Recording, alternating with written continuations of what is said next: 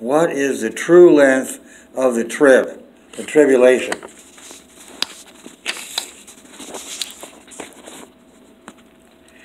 It was 3.5 years, according to Daniel 7, verse 24-25. But Christ promised to shorten the TRIB, Matthew 24:22. So, naturally, or logically, or obviously, it is no longer 3.5 years. God is sovereign. These false teachers that claim that God cannot shorten the TRIB, they're basically saying that the Word of God is more powerful than God Himself, that the Word of God can't be changed. But God can change the Word of God. In Genesis, He tells Abraham to sacrifice his son. And then at the moment that Abraham is about to sacrifice Isaac, the angel says, "Hold it. Freeze. Don't do it. Don't sacrifice your son." Now, Abraham obeyed the angel and instead sacrificed the ram. But what if Abraham had said, "Hold it. I can't accept the idea that God can change His word. I've got to go ahead and sacrifice Isaac." And he lifts the dagger and plunges it into Isaac's chest. How stupid would that be? We are the descendants of Abraham, and we must act like he did. He was willing to accept that God can change His word. And we should also accept that premise. Like I say, the Word of God said the original length of the TRIB was 3.5 years, but then Christ comes along and says it will be shortened, which means the original length was never the true length. The true length is whatever length Christ shortens it to. I looked for a length of time shorter than 3.5 years, and I found it in Revelation 9, verse 5 and 10. It's 5 months. Now, what evidence is there to support the idea that 5 months is the actual true length of the TRIB? First of all, the tribulation is the time in which Russia occupies Western Europe after conquering it in a surprise attack. This surprise attack is given in Daniel 7, verse 8. The 10 horns are the 10 nations that the Roman Empire has split up into. Actually, it splits up into about 30 nations, and the 10 are a subset. Now, the 10 horns, the 10 nations are represented by 10 horns. Then it says in verse 8 that another horn comes up among the 10 horns. This is talking about another nation coming up among the 10 nations.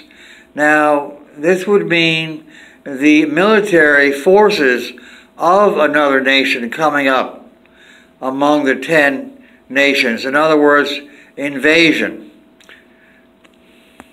Now, what evidence is there that Russia is the conquering nation? Well, after the conquest of Europe, Russia will invade Israel. And in Ezekiel 38 and 39, it says that Russia, or Magog, will be leading many nations in this invasion. Many nations will join Magog in invading Israel. Now, Zechariah 14 has the same invasion of Israel in the end time.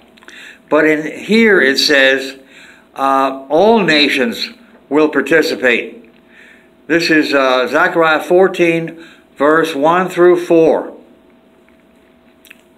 Now, if we combine both passages, Ezekiel 38 and 39, and combine that with Zechariah 14, we have the idea of Russia leading all nations instead of many nations in the invasion of Israel. Now, how can Russia become the leader of all nations or the ruler of all nations? Well, if Russia conquers Europe and bombs America, because America is the defender of Europe, Russia cannot take Europe without knocking off the United States. If Russia does that, then Russia rules the world without having to conquer every individual nation. So this is the evidence that Russia is the nation that conquers Europe. And so Russia would be the nation that is occupying Europe in Revelation 9, verse 5 and 10. Now in verse 6, it says, men will desire to die at that time, but death will flee from them. This is actually one way of describing a period of occupation. In a time of war, there is mass killing. In a time of modern war, there is mass killing, but in the time of occupation, after the land has been conquered, killing is reduced dramatically. There is no killing, or it's reduced greatly. Now, that is actually what is described in verse 6 of chapter 9 of Revelation. Men will desire to die, but death will flee from them. This is describing a time of occupation. And so that's what the tribulation would be, a time of occupation. And so we see that chapter 9, verse 5 and 6 and verse 10 does fit the tribulation. And also, the occupation of Europe would be done by Russian tanks. Now, are Russian tanks described in Revelation 9, 5 through 10? Yes. It speaks about locusts having breastplates of iron. So the idea is they're made of iron. The locusts are made of iron. And it says they make the sound of war chariots running to battle. Now, aren't battle tanks the modern day equivalent of war chariots? And so we see that tanks are implied in this passage. So the 5 months that are given here would fit as the occupation, as the time of the occupation of Europe. Now for the second reason that supports 5 months as the true length of the trib. In Matthew 24:29, it says, immediately after the tribulation of those days, the sun will turn dark, and the moon will turn dark, and the stars will fall. Now, what is going on here? The tribulation of those days refers back to the Roman siege of Jerusalem in the Roman Jewish War of 66 through 70 A.D. Now, the siege of Jerusalem lasted 5 months in this Roman Jewish War. Now, that 5-month period is what Christ is referring to when he says the tribulation of those days. He says immediately after that, the sun and the moon will darken, the stars will fall. This is actually talking about the start of the end time tribulation. This passage is elaborated on, embellished, or expanded upon in Revelation 6, 12 through 14. Verse 12 through 14, actually through verse 17. Here the stars falling are man-made stars, and because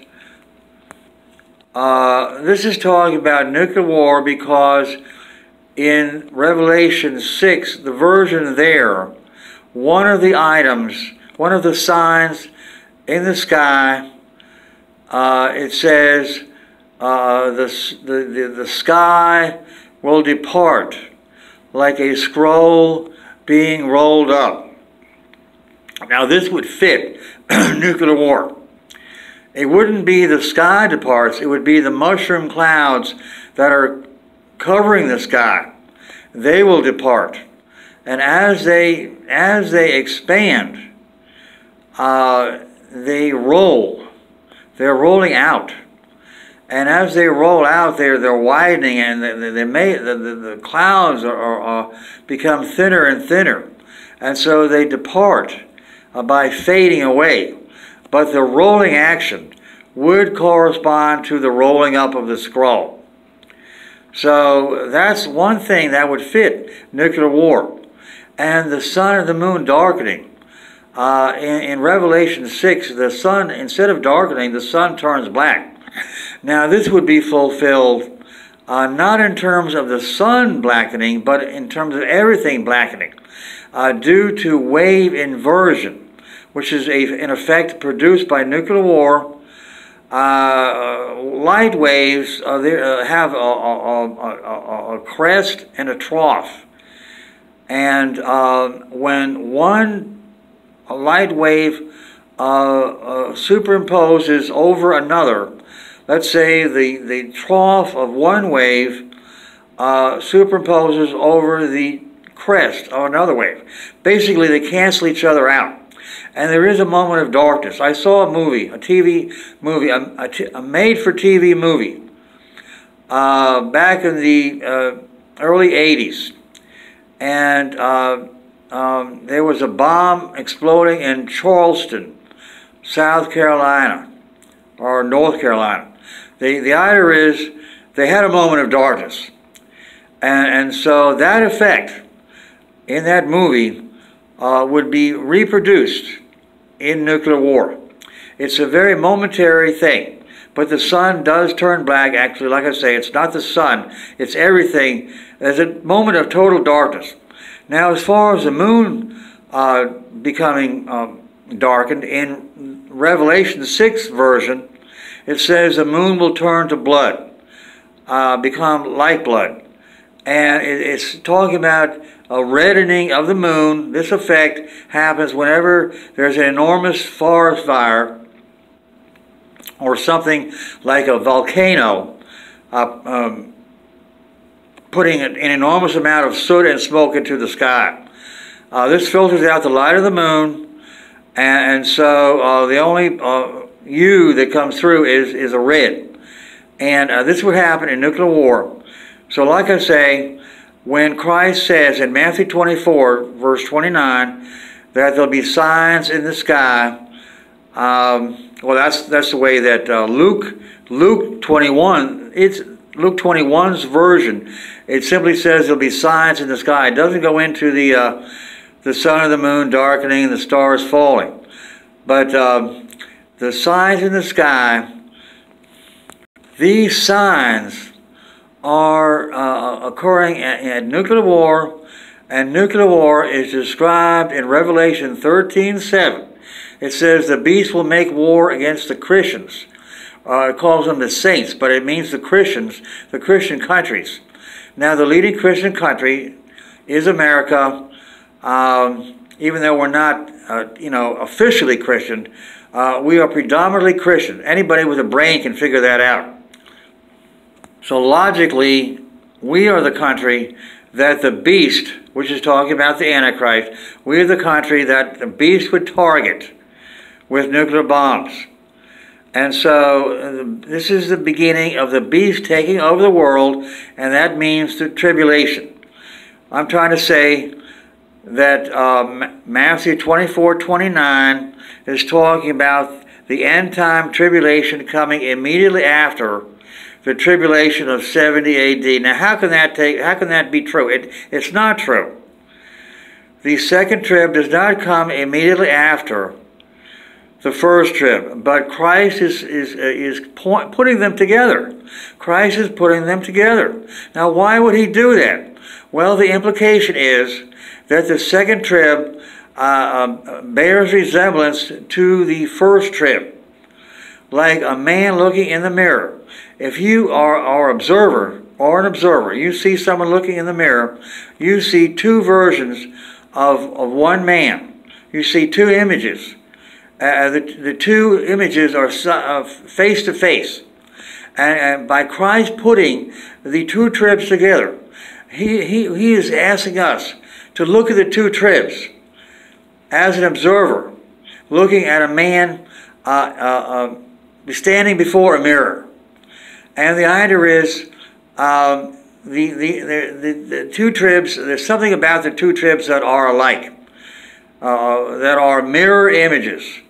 And the implication is the second trib will be the same length as the first trib. The first trib, like I told you, the Roman siege of Jerusalem was 5 months. Look it up in an encyclopedia. Google it. You'll find the length of the trib was 5 months. Everybody knows that. Josephus says so in his book, The Wars of the Jews. Long story short, this is a strong evidence that the end-time trib will be 5 months. Okay, there is a third reason why, in support of 5 months as the true length of the trib. We have to take into consideration the reason Christ gives for shortening the trib. He says he's going to shorten it because otherwise no flesh would survive. All flesh would be destroyed. Now, this goes beyond all human life being destroyed. He says all flesh, which implies animals too, which would support what I'm saying, which is that he's talking about war. He's going to head off a war. Now, the Russian attack on America, he doesn't head that off. He uses that as a way of punishing America for, national sins like abortion, the legalization of homosexuality, and then the legalization of gay marriage, and other things like, pornography, which is outrageous. Internet porn. This government has done nothing, NOTHING, nothing, to stop teenagers from accessing porn on the internet. When you access porn, it says you are not allowed to watch this if you're under 18, and so you have to swear that you're under 18. In other words, it's the honor system. This is an abomination. We deserve to be punished, be destroyed. Our cities deserve to be destroyed for that alone. Now, of course, I'm exaggerating when I say that, but okay. Like I say, Christ does not stop the Russian attack on America and the conquest of Western Europe, but he does stop another nuclear war. Now, what nuclear war could that be? Well, if Russia bombs America and takes Western Europe, Russia stops China from trading with China's two top trading partners, America and Western Europe. And China will not like that one bit. And this is one reason why Russia does this, why Russia does bomb America and take Europe, because Russia does not like the fact that China is growing rich and is trying to modernize its military, trying to surpass Russia. And Russia would have liked, Russia would have preferred to China staying where China was, in a state of suspended animation, where the economy was going nowhere, where the people were riding bicycles. They had no cars. They were riding bicycles, or they were wearing, one color Mao jackets. And the fact that China got smart and went capitalist, semi-capitalist, Russia, was hopping mad about that, I'm sure. But my point is that China will get ready to go to war with Russia before Russia is ready to attack China. China will say, well, after they after they take over Western Europe and occupy America, Russia will attack us. So why should we wait until Russia is ready to attack us, China? So the Chinese will try to get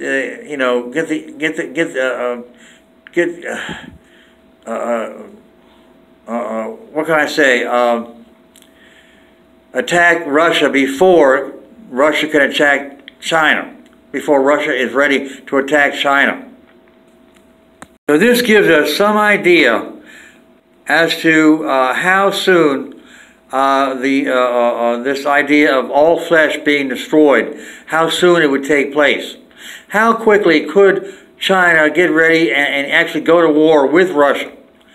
Well, the 5-month idea, I think China would not be able to go to war before 5 months have taken place.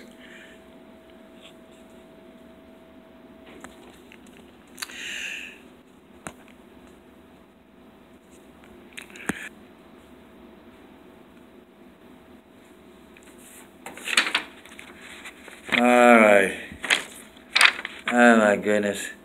Okay, there's one more point I want to touch on.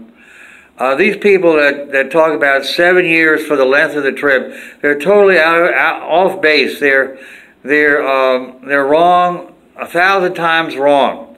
They get this from Daniel 9, verse 27. It's not talking about the end time. It's talking about the 70th week of Daniel 9. Now, Daniel 9, verse 26, talks about the crucifixion of Christ, the cutting off of the Messiah, of the Anointed One. Now, the Jews, their part in the execution of Christ brings down upon them the curses in Deuteronomy 28. Now, those curses include the destruction of the cities of Jerusalem and the going into exile of the Jews. Now, the destruction of Jerusalem would be a fulfillment of one of the curses in Deuteronomy 28. I think it's verse 25 or verse 45 or verse 49 or verse 64. I'm sorry I don't have that at my fingertips. But the idea is Daniel 9:27 talks about the destruction of Jerusalem and the ceasing of the sacrifices of the temple, because the temple gets destroyed. Now, this happened in 70 A.D., and so it's not talking about in the end time. It says in verse 27, the people of the ruler who shall come will come and destroy Jerusalem. Now, the ruler who shall come, that means the ruler, the future ruler of Rome. And the idea is that these people of the army general Vespasian, they destroyed Jerusalem. Now, Vespasian went on to become the next Caesar in 68 AD. Nero committed suicide, and then Vespasian became the Caesar.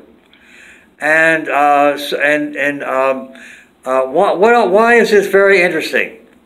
During the Roman-Jewish War, one of the Jewish generals was Josephus. He was not called Josephus at that time. Josephus is his Roman name. Joseph was his name. He was he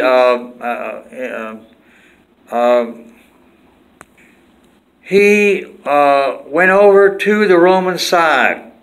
He told the Roman general Vespasian, "You will become the next Caesar," because this Jewish general Joseph, he was familiar with the prophecy in Daniel 9 that the Roman general that took Jerusalem or that attacked Jerusalem would become the next Roman Caesar. And he told this to the army general Vespasian, and Vespasian rewarded him with a villa in Rome and with probably a pension for the rest of his life, because of this good omen that this Jewish general gave to the Roman general. And this Jewish general was considered a traitor by his fellow Jews for sucking up to this Roman general. And so Josephus, that's his new name, he wrote all these books in defense of the Jews to sort of win back their favor. It worked out to the benefit of us that he wrote these books. And now my point with this is the fact that this passage, Daniel 9, verse 27, verse 26 and 27, this was well known. It was already interpreted the way that I'm interpreting it now. And throw away this idea that the confirming of the covenant with many for 7 years is talking about a peace treaty with the Antichrist. No. Israel will not sign a peace treaty with the Antichrist. Get that out of your head. First of all, the word is covenant. It has no connection with a peace treaty. The word covenant here is talking about the covenant of Moses. See, if Daniel had said he will confirm, the Roman general will confirm the curses of the covenant, everybody would know what he's talking about. He's talking about the curses in the Torah, Deuteronomy 28. But because he uses shorthand and says he will confirm the covenant instead of he will confirm the curses of the covenant, this throws people off. But that's what he's talking about. He's using shorthand, and he's talking about the curses of the covenant. Okay, that's all I want to say on that. And so if you have any comments, please put them down below the video. And I want to say, as I always do, that I'm going to try to write out this the transcript in the description below the video. So please look at the description. And also, if you want to email me, my email is joegracegrace@gmail.com. I want to say one more thing. I tried to talk to Jimmy DeYoung, who is a well-known evangelical false teacher. He's not false in everything, but he does believe that Magog is Russia. I give him credit for that.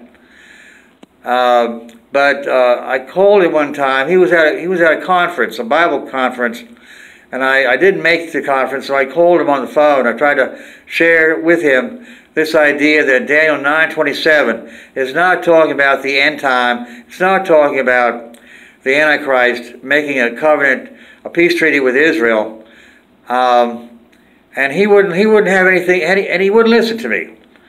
And so that shows me that there's something wrong if he's not open to if he would not give my theory or my presentation a fair hearing. Also, there's one more thing.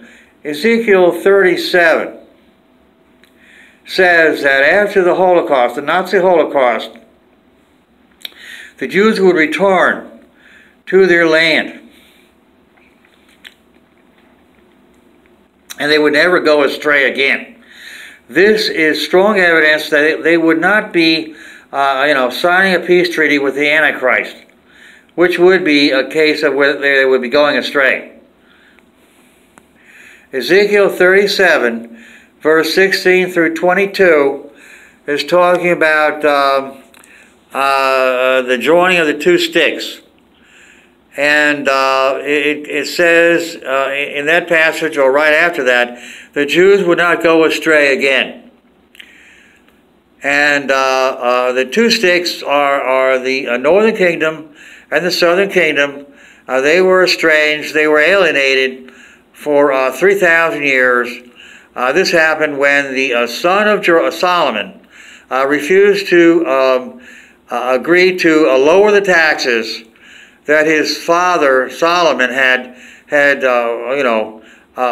demanded from the people, and so the 10 northern tribes split off from the 2 southern tribes, and the northern kingdom became known as Israel, and the southern kingdom became known as Judah, and so the northern kingdom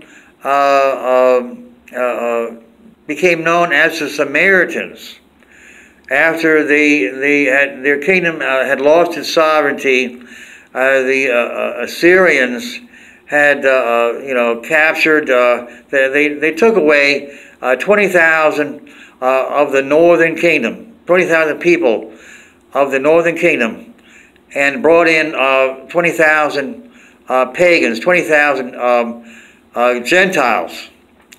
And so the southern kingdom considered the Samaritans as no longer true Israelites because they had set up a golden calf, and they had created a temple in the north, so that the Israelites would not come down to the southern kingdom, southern temple in Jerusalem. And and then also because of the Gentiles mixing in, the Gentile blood. But that's not reason enough to consider the northern kingdom as not true Israelites, because David, his grandmother, Ruth, was a Moabitess. She was not an Israelite, she was a Gentile. And but he would be considered a true Jew, and so a true Israelite. And so I consider the Samaritans as true Israelites. They're the remainder of the 10 northern tribes, the 10 lost tribes is what I'm trying to say. And so the 10 northern tribes, the 10 lost tribes are not really lost. The 20,000 among the 10 northern tribes, they're lost. But forget them.